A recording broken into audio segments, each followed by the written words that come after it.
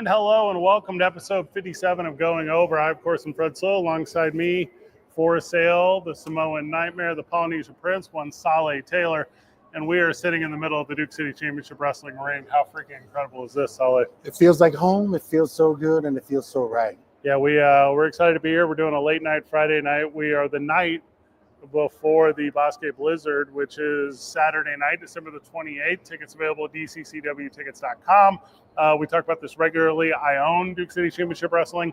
If you support that, you are supporting me, so keep that in mind as you are making your decision to be a part of this. Sully, welcome. It feels right to be back, actually, and little known fact for you, I'm happy. Yeah. I'm happy. Back at the El Rey, it is, it's kind of an interesting one, right? Because we've done a handful of shows recently elsewhere. Yeah. We've been at the Rio Rancho Event Center. We've been doing a lot of really creative and fun things as far as where we've been able to place the product.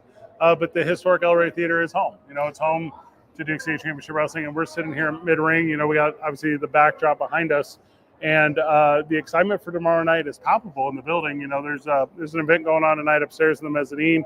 Lots of conversation with us as we've been down here about what's going on. And then at the time of terrestrial airing, which is Saturday morning, people will be making that final ditch effort to get GA tickets. I believe, if not every seat is gone, almost every seat is gone. Just about every seat is gone. Yeah. So as we're recording this, it is Friday night. And for those who are watching live, what's up? What's good? You're welcome. But for those who are listening to this live, that's going to be on Saturday morning, the 28th. Yeah. There are still some room available in the general admission, the GA, the GA area. And the Bosque Blizzard show is looking to be a really, really great show. As we're back in, it's funny, man. At first, I had to be reminded every time, but now I can't say it without the beautiful and historic El Rey Theater. It feels right. And that's a fun moniker, right? Because that's part of pro wrestling, and I think a lot of individuals are aware. In the world of pro wrestling, it's the character, right? Like you have the individual, you have the performer, you have me, Fred Slow. Fred Slow on the radio is a character. Fred Slow in the world of pro wrestling is a character. And I one time had a conversation with Paul Heyman, and Paul Heyman, who's famed from ECW, WWE, Hall of Famer, all those things that kind of surround that world. He said, you have to have a catch. He's like, you have to have a catchphrase. You have to go over with your phrase. And in the world of pro wrestling, that's the one I created, right? So it's hi and hello and welcome to the beautiful and historic Albuquerque, New Mexico. Of course, we're at the El Rey Theater, and you go into this thing, and you can incorporate anything. And I've been doing it my whole life. I've been doing it longer than just pro wrestling. My times broadcasting athletics and sports, it was hi and hello and welcome to beautiful and historic Las Vegas, New Mexico home. If you're in New Mexico, Highlands Cowboys tonight, it's they taking on the whatever, and you can put that in anything. But that's learned from years ago from one Paul Heyman, who said he always introduces himself the exact same way. That way, the crowd was aware of what they were about to get. They knew the store in hand. I love that we both have something that from a time that we share with Paul Heyman. Yeah, some great words. I'll never forget what Paul Heyman said to me, and it was "Get the hell out of my way, kid." Okay, very similar. It was great, and I'm glad we both got to share time with Paul. Paul, I hope you're watching and listening. If you're not, you're living your life, man. There's a handful of them, right? Like the broadcast world is so incredibly diverse in the world of pro wrestling. And we're going to go over the card tonight. It's an exciting one. Sully has it in front of through the world of technology. We're literally broadcasting off my laptop tied to my cell phone because that's the world we're living in. Yeah, man. But yeah, it's so interesting, the millions of different approaches that can be taken to like communicating stories, right? So if it's the way I do it, which is fine. The way you do it is fine. Whatever you and I were doing as a tandem, it was a really unique thing. Yes. And I think we could put it at any level of pro wrestling. But is it as unique as your most favorite WWE broadcast teams of all time? Yeah, in its own way. As talented? Heck no. Is it Bobby the Brain Heenan and Gorilla Monsoon? And it's not, but the way those guys did it can never be duplicated. I thought Corey Graves tried to duplicate a lot of Bobby Heenan stuff when he first came up, and he's come into a really good routine or approach of his own. Tony Schiavone now it's gone from overexcited and weird in the late mid-90s to crotchety and old and difficult now, and this is the evolution of it. So yeah, kind of incredible the way stories can be told from, different actual or gimmick approaches. We got to take a moment to pause though. As last weekend on the 21st, it was Saturday main event. Yeah, correct. Yeah. And it felt so good, refreshing to have a classic heel back on the commentary. Jesse the Body Ventura stepping in for the main event. Yeah. And I cannot tell you enough how beautiful that felt. There was a few times I was like, I forgot that he's in character because, you know, a little bit of like Jesse the Body's like kind of like falling into the actual person. But the several moments when you can tell Michael Cole was like, he was holding back on a few things because some of the calls that he was doing is classic heel commentary. Mm-hmm. And it's really hard to pull that off all the time. And that was very refreshing, having that kind of dynamic. You're talking about how Corey Graves, when he first got into the commentary booth, he was trying to duplicate a little bit of the Weasel type of heel color commentary. But then he found his lane and he found his niche. And it's a very, very beautiful journey having watched Corey Graves from like trying to duplicate and trying to emulate others to now falling into what he is. He is a modern heel commentator. Yeah, I agree. But like now you have Wade Barrett, and then sometimes he goes more heel.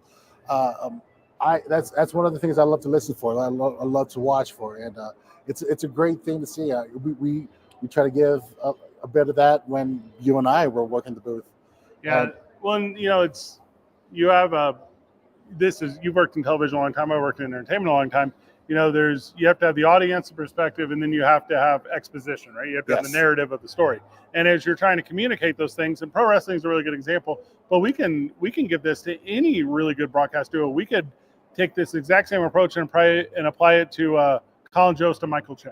Yes. You know, you could do a thing where you got one guy who's willing to sell in whatever aspect, and that could be the storyline. That could be primarily it's that, but obviously it can be the energy in the building. It can be conceptual stuff, and you have the other guy to set that up, right, and deliver. And often you trade those things. You know, often it's a balance. Yes. Yeah, and you and I fortunate to have early chemistry, but guys that have done it together for years, oh my gosh, you see and feel the difference between such. And a lot of times they'll try and switch it up and add a third into there or put something else in there, and you're feeling them. Hearing it, they're starting all over sometimes. Yeah, well, and you're often talking about like what you believe is your best approach, right? Like we in Duke City Championship Wrestling recently made a change at our broadcast team, putting Fernando Gonzalez and Chris Burnett together, who in their own ways individually are very, very talented. Yes. You know, if you go to the YouTube comments or if you go to the social media comments, one of the top ones you'll see from people is, "Hey, great decision on changing the broadcast team."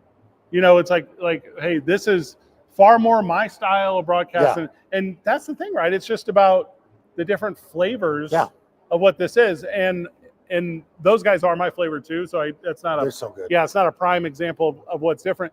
But if you were to give me a guy that, what's the name of the cat from AEW that wears the mask all the time?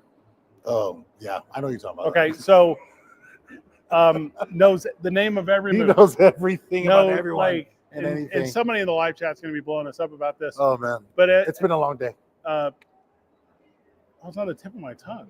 It doesn't matter. So anyways, that's not my style. You know, I don't need you to tell me everything I'm seeing. This isn't radio. Yeah. You know what I mean? I can see, you know, name your submission hold, name your choke hold, name your whatever. Like that I can learn. Like Excalibur, thank you. That Took a second. That I got. But there's somebody out there who super loves that. You know what I mean? Yeah. They'll fast forward through the promo. All of my favorite pro wrestling moments are not promo. You know, all my favorite are not matches. They're all promo. Like, and that's just, I don't know, the way I've always been excited about wrestling, which, by the way, I know is not everyone's flavor of wrestling. Like, not confused at all. We're grabbing a break, but whenever we get back from it, we're going to start previewing the card. It's a big one. Duke City Championship Wrestling's Bosque Blizzard is December the 28th. If you're listening freshly, that's tonight. Come see us after the New Mexico Bowl. Also, good luck to the New Mexico Bowl. This is as cliche as it gets. Two really good teams coming in. TCU has done a ton of effort around the community. They got billboards up. They're super excited about being here, their whole thing. You know, the Raging Cajuns are going to come in and do their thing too. It's going to be a hard-fought game. If you're a prize picker, promo code KNML will match you $50 on your first $5 lineup. But I'm telling you, smash the over on everything. Like, go more on everything because these two teams are going to score on each other. It's going to be a lot of fun. Start that tailgate at 10 a.m. Game kicks off at 12. You're going to be right by 3:30. Power nap it. Come hang out with us. And this could go down as one of those 2015-esque Lobos over the Broncos, Holly Holm over Ronda Rousey, spectacular Saturdays in the history of sports here in town. You know, and how fortunate we can be a bookend to some of that. That's a beautiful thing. Do not miss out on that. No, do not. Whenever we get back from the break, we start previewing the cards. Saleh has it. We will react to it. You listen to Going Over on 95.9 FM and AM 610, the sports animal. For our live chat out there, we just can't read it from here. Sorry, yeah. It's so far. It's very far. I guess you could probably at some point pull it. We could figure out a thing, I guess, but we're rolling without you. 5, 4, 3, 2, 1. Welcome back to the program. Welcome back to Going Over. I, of course, am Fred Slow. Alongside me is Saleh Taylor, and we are enjoying, we're enjoying the El Rey, aren't we, brother? Yeah. We are in the beautiful and historic El Rey Theater, a place that we continue to keep building our story etching into the floors. Oh God, yeah, our story's all over the floor too. Yeah, there is. That's where Hobo Hank took the bump off the plyboard. That's where Hobo Hank took the bump off the ladder. That's where Hobo Hank took the bump off Jacob Fatu. That's where Hobo Hank took the bump off of Thunder. I mean, that's what the historic El Rey Theater is, right? Hobo Hank's all over this place. He's left his remains. We're going through the card. You have the card in front of you in no particular order. Let's go, right? So Angelica Risk is battling Adrian Mosquera. This is a big one to me. Angelica Risk, the Albuquerque native. I'm not spoiling it for anyone at home. Angelica, when she's here, because she wrestles in Georgia so regularly, she reaches out. You know, we're so very fortunate. She says, hey, I'm in town. I'd like to come out. I'd love to be a part of the thing. The answer is always yes. Currently, I believe still the Nightmare Factory Women's Champion. Yeah. And she's been doing that for a long time. Adrian Mosquera is going to battle her, and that's going to be tremendous. Really battle in the Bordeaux, man. It's going to be beautiful, bro. I'm excited to have her back, too, because she, a little bit of a hiatus from us, Adrian, as we went through like a 3-month of televised. We were doing live events that featured female talent, but we hadn't had enough, you know, and when Adrian, came back from I'm not trying to tell her whole story, but she's more centralized now to Albuquerque than she originally was, and how excited we are to make her a staple of this, and for her to battle Angelica Risk. Yes, it's the first time. Promise you it will not be the last. Like, these two they're going to tell stories together for a long time. They are. You don't want to miss this. It's going to be a beautiful thing. Angelica Risk, who comes in swinging, ready to go, ready to defend. This will probably be her. No. I'm pretty sure I'm undercutting it, but maybe her 120th defense of this title. Yeah, this month. It's a fighting championship, just like at Route 66. Angelica Risk is going out there. And Adrian Mosquera, who wants to continue to etch her name into the walls, into the stories of the beautiful historic El Rey Theater. So it's a beautiful thing. So great. The part that's even a little more enticing to me about it is with these two individuals. I think any independent promotion in the country would put this match on their card. I agree. You know, this is not like it's specific to us. We're only going to do this because this is what we want. This is we're fortunate to have, you know, and when the Duke State Championship Wrestling audience listens or asks, you know, we do our absolute best to cater to. Yes. You know, and often we've heard the conversation of, hey, can you guys bring in more female talent? Can you bring more women's wrestlers? Can you introduce a belt? Well, I tell you what, we've got belts in the works. Yeah. You know what I mean? We will in 2025 debut a women's championship for Duke City Championship Wrestling. Ooh. Yeah, and you know, we're here in New Mexico. You know, it's the land of enchantment. Obviously, you're familiar with me, and I know a lot of listeners are. We're very forward thinking in a lot of ways. You know, we're at or near the most progressive of individuals I know. So with our women's championship, we're going to go with a really creative branding. We're the Enchanted Championship, right? Ooh, yeah. So I want that. Yeah. So and that's the thing, right? Like, yes, can a woman have it? Absolutely. You know, but does that keep it from being a men's championship? It does not. You know, it's a really special thing. Beautiful little color scheme on it. It's got a rose gold and a turquoise belt. It's gonna absolutely look the part. Joel Ruda. We love Joel. Oh Joel my gosh, the amount of talent. So anyway, so 2025 will be the year of female wrestling here in Albuquerque. Will be the year of female wrestling at Duke City Championship Wrestling, and we're starting off a little bit early with Angelica Risk and Adrian Mosquera. It's going to be a beautiful thing. Battle of the Burke Brats. It's going to be a beautiful That's thing. what you just dubbed that? It's a thing now. It's a thing. It's It's going to be great, man. Next up, we got coming up. This is, I believe, going to be the sponsored match. All Fast MVD. All Fast. Okay. The Renegade Ricky Rebel going against Valak Vile. Yeah, this is a grudge match. This is two guys who love a microphone is what it is. And two guys who just love to hurt each other. Yeah. Like Ricky Rebel, like whether if he's online, whether he is on a corner in Tingley Beach, right? You're going to hear him. Everyone thinks they're his next opponent. Every single person. Every fan thinks they're his next opponent. Every guy in the industry who's heard the acronym DCCW, they think they're his next opponent. He says yes to everyone, and then hands us the confusion to sort out. If you see a big guy with a big beard and someone else in a zebra shirt, run away. He's coming at he's coming after you. He's taking on Valak Vile. Valak Vile, I think I've talked about multiple times, my absolute favorite wrestler on the roster. The dude entertains from the second he steps through the curtain. Kids love him. Adults don't quite get him. But they're rolling with it. I'm always entertained. Like he is a guy who does it with a unique talent as well. Yeah. So he's currently doing it. They're going to battle Ricky the Rebel Renegade. He was in the All Fast MVD last month over Enrique Calderon. If you recall, he was taking liberties after the match. The New Mexico Ice Wolves interrupted, and he ran off, a bit cowardly, from the way I saw it. So with he leaving so quickly, is there going to be more for him to establish and do? Strong possibility. Will Valak Vile be the recipient of that continued energy from Ricky Rebel, the Renegade, or will Valak Vile be able to use that ignorance and energy against him? It's going to be a fun one.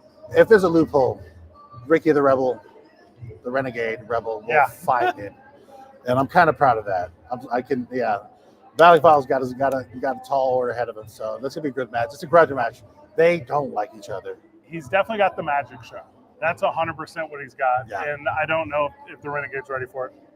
And then, All right, so this is you, right? So this is you. You've had a lot of tag team action recently. You and Ronan. Ronan making his debut here, at least at the historic El Rey Theater. He's been with Big City Championship Wrestling for one professional match now in his entire life. Yep. He's taking on Sky High, the Albuquerque natives who come in from Las Vegas every single month for this promotion. Arguably the biggest dudes on the roster versus arguably the smallest dudes on the roster. Classic David Goliath, classic fan favorite, classic cheered versus jeered. My man, talk to me a little bit about what this match is going to entail. You, for sale, Saleh Taylor, Ronan versus Sky High. Pain, brutality, baby. Sky High is going to stay grounded. That's all. They're not going to lift off. Yeah, that's also because I just don't want to run around chasing kids. They're very fast. They're so fast. It's so annoying. I got to figure that part. I'm still trying to figure that part out. Which one's Mondo? Which one's Robbie? I don't care. They're both hitting the ground. It's hard.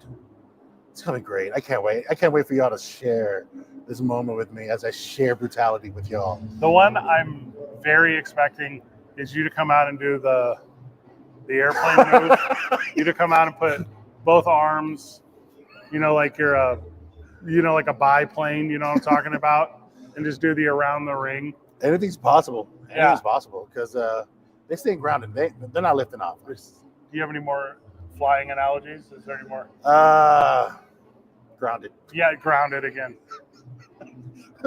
Houston, we have lack of fuel. Yeah, the gas. That's probably me though. Yeah, I'm pretty tired. Yeah, as far as getting gas. Yeah, we'll be Mondo and Robbie. Yeah. Also, I think they've been in town for the holidays. Oh, they're acclimated to it. Yeah, they're actually super ready for it. It's going to be. Oh, that's not good for me. Yeah, you guys have been in the mix. Oh, that's not good for me. Ronan has yet to be humbled. It's been a thing for where he showed up and just kind of started interfering, just kind of started getting in the way, just kind of started being a disruption, and then got in the ring and started performing and put on a heck of one. At the Rio Rancho Event Center last month, and that was a interesting one as well because whenever he got in the ring, there's no confusion to established DCCW fan that Ronan is the worst. There's no confusion that he's an interrupter, he's a disruptor. He doesn't at all, care for the sanctity of it. And then he gets in the ring, and because it's his debut, he brings the half dozen or dozen people that actually like him in the world. So he ends up, with a lot of support from outside of the ring, and it's confusing to those who get it, And I think by the end of it, his family and friends learned that he's not a good guy. It's kind of crazy. We're not able to watch the live chat right now, so I can only imagine it's talking about how wonderful Ronan and I are, and how much you're really excited. That you're really, really, really excited to watch our matchup. I'm so excited for it too. Ronan is going to put on a classic tag team match. He's going to put on a clinic for y'all. I taught Ronan everything I know, and I still know more. It's going to be exciting. And yet the chat is going crazy. Talking about how big fans. Well, I got fans, man. This is insane. That's not what they're saying. I am so humbled by that. Thank you so much. But I'm not humbled in real life. You're welcome for being my fan. My fellow sellouts. There's literally no way against Sky High. It's so crazy. All the chat is going insane right now. Again, thank you for all the love, all my fellow sellouts. I'm so proud of you. All right, that's not correct. Next up, this is going to be a beautiful thing. Pretty City Express versus Turbo Test. So Pretty City Express is a fun one. So you've known them by other monikers coming into this, but this is going to be good. Turbo Test special. Turbo Test. Tommy and Tony are incredibly talented in the tag team division. They're talented individuals. They gelled really well together. That gelling has set them up, for really great. To go against one of the greatest to do it right now, what's under the MK Army, Devin and Class. It's going to be a beautiful thing. Yeah, Devin Reno and Class are so good.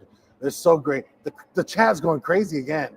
Really, all these people in support for the Pretty City Express. It's going to be a beautiful thing. They're the definition of stranger comes to town. Like they are.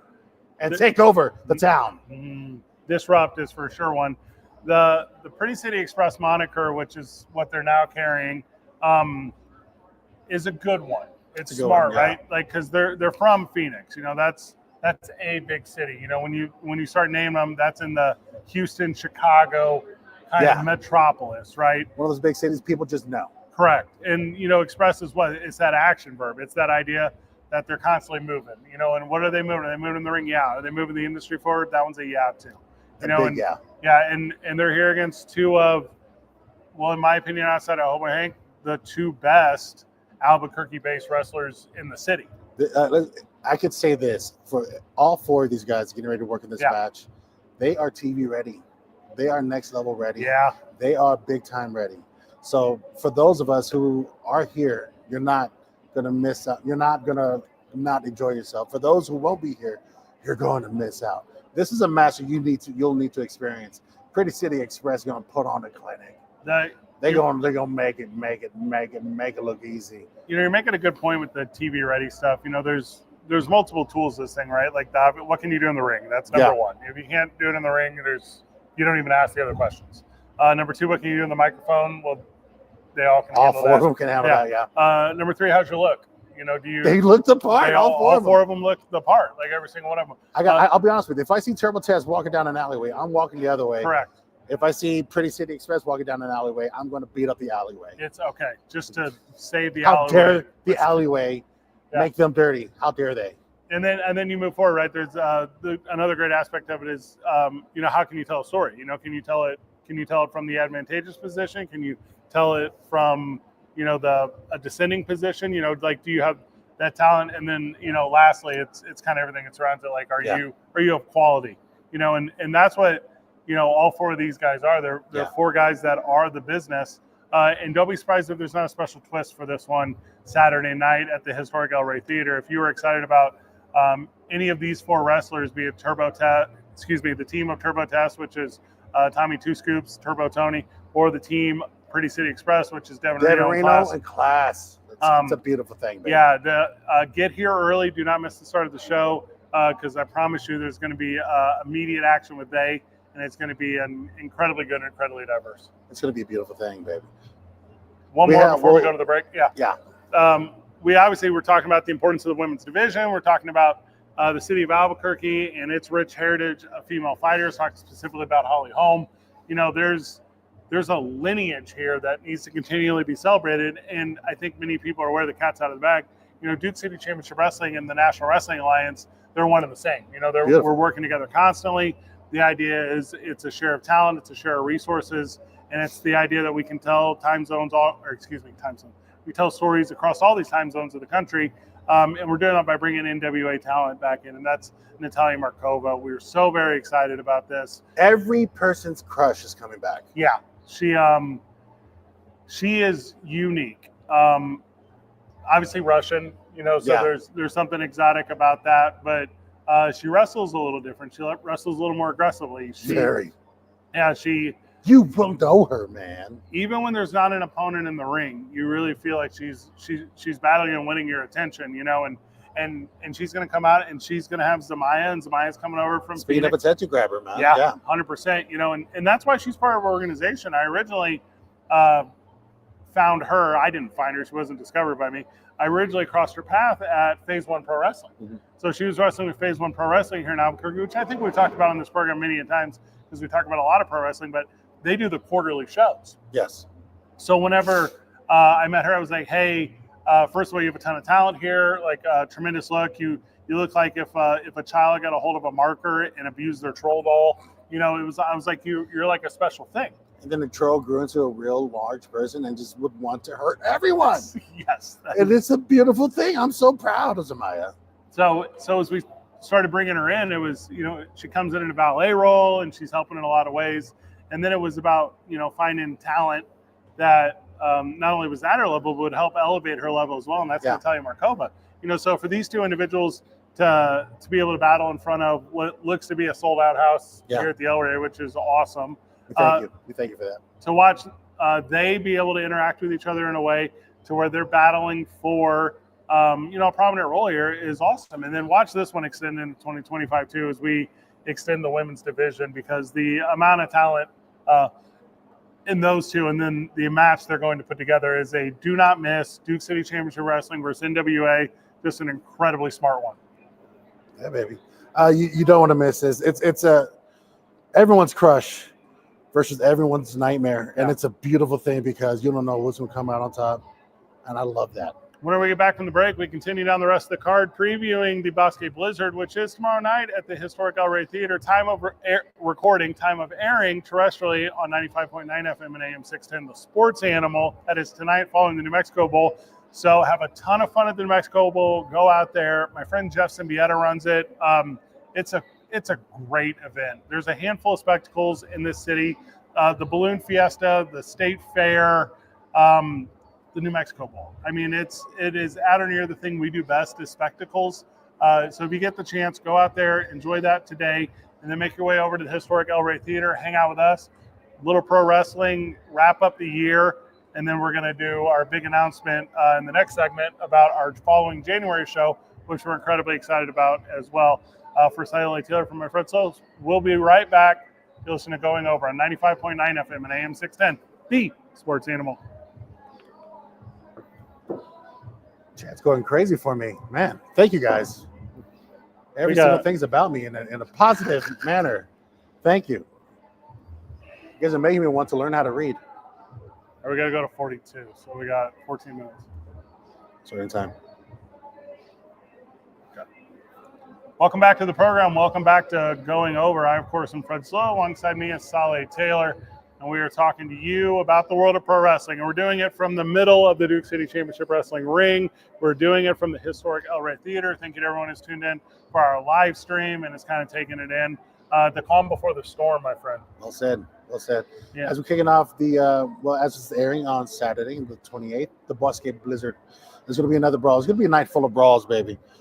We have a singles match coming out. And we're announcing the matches in no particular order. So we're just telling you what's going down.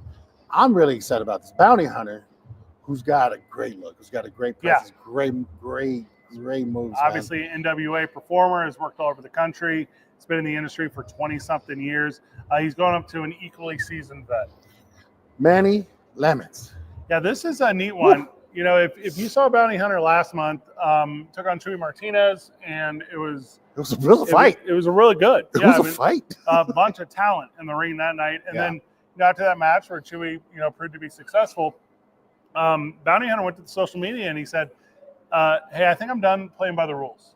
You know, he's like, I've won too many times, been bested by individuals who take liberties, and I'm now going down that path as well. And Manny Lemons, who is, you know, as white meat baby face as you've ever met in your life, he says, well, I'm willing to take on this. You know, I'm willing to be part of this battle.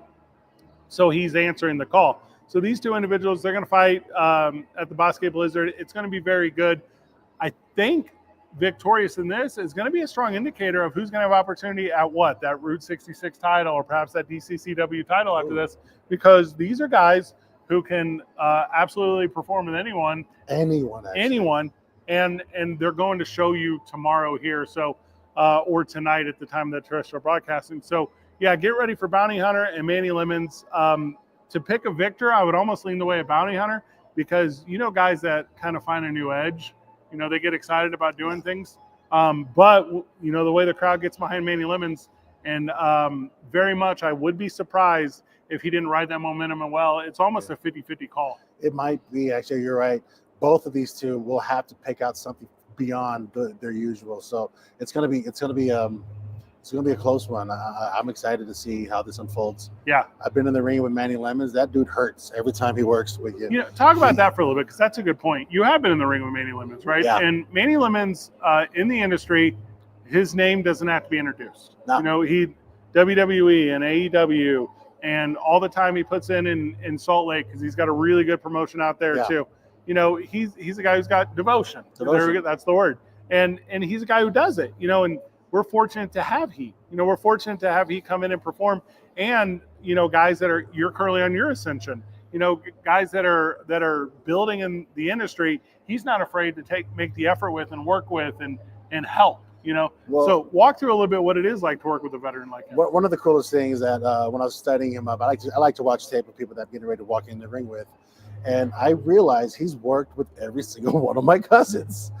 And all 150 at least. And he was able to get them throughout his 50-year, stretch in the industry. But it's been amazing. And that was a beautiful thing. I am now part of his story, another page of a long, big, beautiful book of Manny Lemons. And like, this is me being me. I'm honored to have shared time with him. Yeah. And he made me earn that. That dude hurts, man. Yeah. He didn't take any liberties. He just he made me earn everything. I had to dig some stuff out of my bag, man. Yeah. A rare talent, again, you know, with the growth of Duke State Championship Wrestling, you know, from May of 2023 to where we currently sit, you know, on the precipice of 2025, and a really big announcement before the end of this program today. The growth and acquisition of talent, not just in the ring, but all aspects. You know, the amount of incredibly talented people it takes to put this thing on is, I think, awe-inspiring is the verbiage I want to use. Well said. Yeah. And they show up and they do the job. And do they duplicate that exact effort elsewhere? Often, many they do. You know, many of them are fortunate to go and work at a bunch of different places. But if there's a thing they can gain from us or garner from us that they can incorporate somewhere else, or vice versa, you know, bring a successful approach from somewhere else to us, a sponge are we in absorbing that. It's a beautiful thing. Speaking of like growing talent, we have a triple thread that's in our midst, and this one is going to be a slobber knocker. I agree. Chuy Martinez, who is on cloud 9 because of 47, and we're just 3 weeks away from he in office. He's going to be there. That's what I heard. He's going to be there. Yeah. You're going to see him. The flag bearer. Chuy Martinez is taking on Johnny Manga, and talk about an up-and-comer, right? Like his first match was a title shot. Yeah. And he actually did pretty good, man. The experience got him over. But Johnny Manga is as strong an upcomer as one could say. He's someone that's learning the industry and such a fast pace. Well, he's learning it again, Saleh, with like a really classic story, right? So he comes in literally as a fan. Like literally, this is like every kid's dream. Yeah. You know, he comes in as a fan and he's in attendance, and you can go back and watch the old YouTube clips. He's painting his face. He's doing you know, the fan thing. And then, you know, he starts putting the work in, he starts training, he starts learning. And as he's going down his journey, he's finding a lot of success, you know. Yeah. And then, and then at the anniversary show, how fitting it was, for he to have an opportunity to make a debut, and he did, and he fights Thunder. And Thunder is an interesting name to bring up right now because he's your third competitor in this triple threat match. The former campeon of DCCW, the firsties. Johnny Manga, Thunder, and Chewy Martinez. And they are going to battle all against each other in a triple threat. And I think that triple threat is, again, going to produce a winner that's going to have an opportunity against Bounty Hunter and Manny Lemons, for further opportunity. That's the way at least I see this whole thing playing out. It's one way for all the three of these to showcase that they still want to fight. They still want to be in that big picture. And Johnny Magna getting a chance to move his way up to the card. And he's got two very, very tall mountains to climb. So it's going to be a great match. You don't want to miss this. I believe no longer hailing from the mountains of Amarillo is Chewy Martinez, but I think he was the mountains of Amarillo, spiritually. The mountains that moved. And before we move on to the main event, the thing about the three-way is you can lose the three-way, but you don't lose. Yeah. You know what I mean? You First fall. Yeah, you can be the party that's not associated in the finish, and then, from there, conversations to be had on your direction. Yeah. So you have to stay so vigilant, you have to stay so very aggressive, and while doing that, make sure you don't succumb to the advantage of two other people. Like, I don't know, I think it's the hardest thing in pro wrestling is the three-way. It is a very, very tough match. Good luck to them. You have to stay engaged, and it's going to be a great match. Very physical. We're looking forward to a very, very strong match. Mm-hmm. As we're moving into our main event, this was put together, sanctioned, ordered by the commissioner himself, the man, the jefe. Well, and you're even one step short of the main, because the Route 66 title, right? Oh, yes, that's right. The Route 66 title originally slated to be a rematch between Jaden Money Monroe and Mr. Happy, who they came down really to the end of it, you know, in their previous matchup. And for these two guys to have to go at each other again, we thought, well, Jaden's going to have the opportunity here. Jaden has scouted it. Jaden is aware of what's going on. Jaden's going to have a shot at it. And then Matthew Robles, the pain in the side of Duke State Championship Wrestling. He's the reason why we get to have these. It's a blessing when the federal commission himself comes in and shares time with us. It is an honor every time he comes in. I'm about that. So he comes in and says, no, Jaden Money Monroe doesn't fight Mr. Happy again. He's going to be elevated from Matthew Robles' perspective. He's going to be elevated to the championship match versus Hobo Hank. And then, obviously insanely qualified is Enrique Calderon, who, it looked like for a moment was going to be, the one man sitting out of this one. And he gets elevated to a title opportunity on days' notice, which you don't necessarily think sets him up for success against Mr. Happy, because there's a preparation period that he simply didn't have. Yeah. Or you take the perspective that Mr. Happy spent that time preparing for Jaden Money Monroe, and now his approach is completely thrown off. It's a wild card.